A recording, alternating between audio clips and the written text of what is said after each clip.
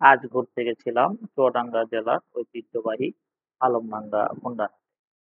হাটটি অনুষ্ঠিত হয় প্রতি শুক্রবার কেন্দ্রীয় বাস টার্মিনাল।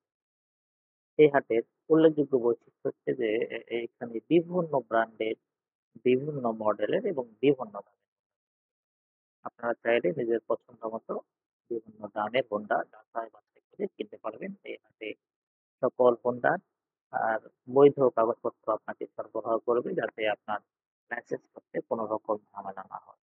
আপনারা এই হাটে আসলে হাটের হোন্ডা কেনার পাশাপাশি যে আলমডাঙ্গার ঐতিহ্যবাহী পর্যটন স্থান আছে সেগুলো ঘুরে দেখতে পারবেন।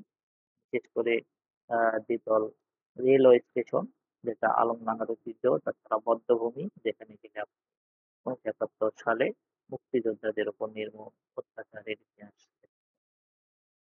এই বধ্যভূমির পাশাপাশি আপনারা পাশে একটি কুমারী শাহ জমিদার বাড়ি আছে যেটা বর্তমানে ভেটেরিনারি ট্রেনিং ইনস্টিটিউট হিসেবে পরিচালিত হচ্ছে। সেটি দেখতে পারবেন। তাছাড়া এই হাটের পাশে একটি গুরুত্বপূর্ণ স্থাপনা রয়েছে যেটি ব্রিটিশ আমলে নির্মিত হয়েছে, যেটি লাল ব্রিজ নামে পরিচিত।